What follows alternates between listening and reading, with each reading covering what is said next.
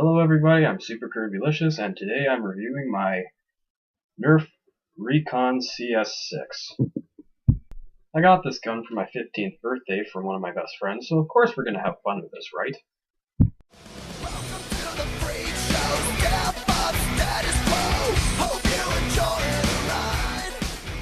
Came out in 2007, and it's been one of the most popular Nerf guns to this date.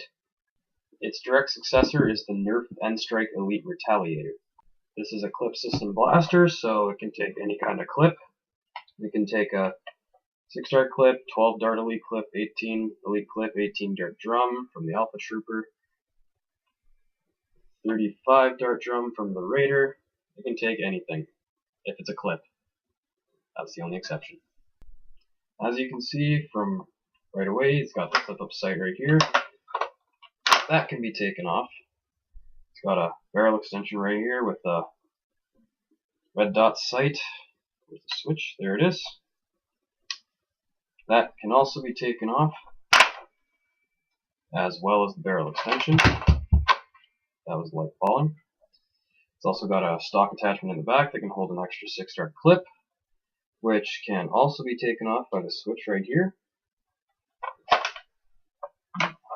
And you're left with this. This is your priming handle, which also has a N-Strike rail attachment.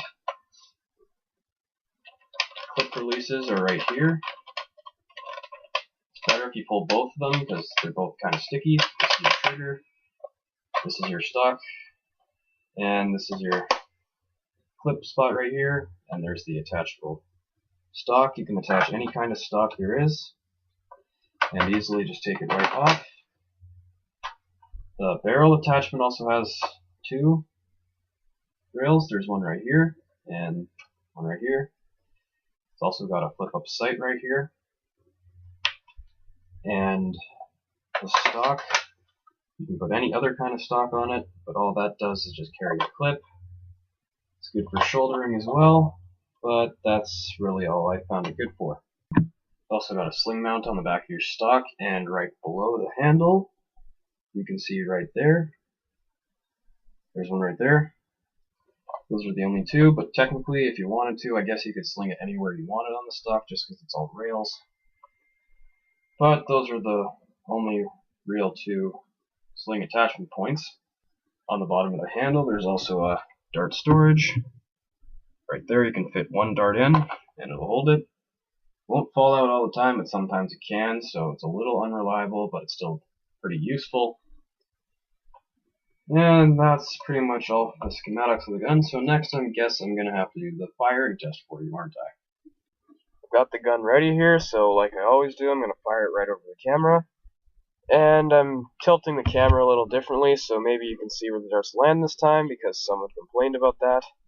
So let's try and fix this.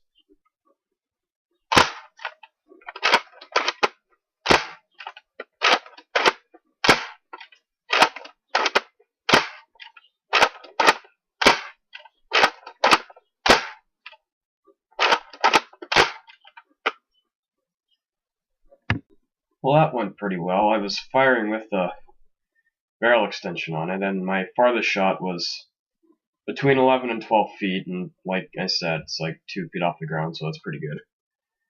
When Nerf calculates their range for their guns, they usually have it on an angle, so I was firing straight.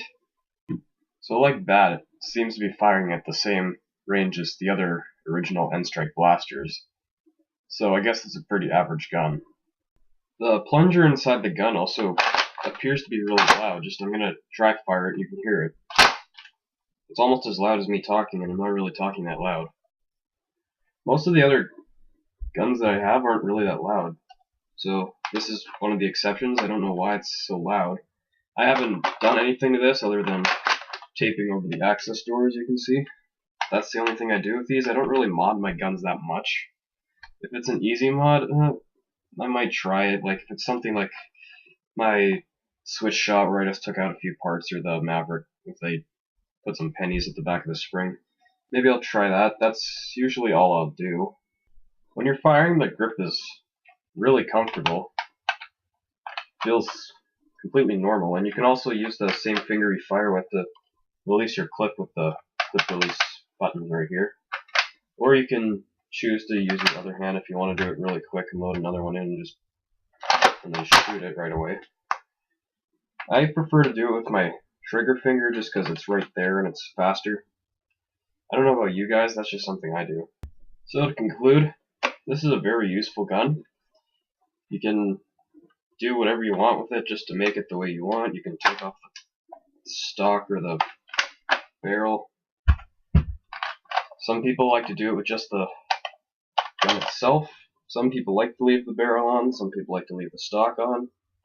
Personally, you can do really anything you want with this gun. It's a very easy gun to mod. I've never actually modded it, but I know people who have. They haven't had too much trouble, it doesn't take them that long. So, I know you're probably not going to find this now that the Retaliator's out and they're going with the Elite series more and more now.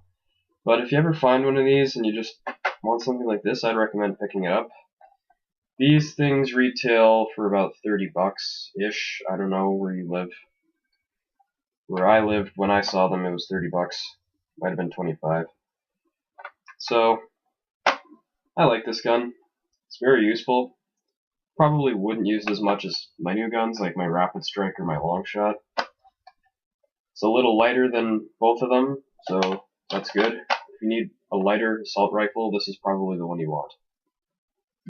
Well, that concludes my review of the Recon CS-6, so thanks for watching. If you have any questions, feel free to leave a comment below. And I'm Super Kirby-licious, and I'm out.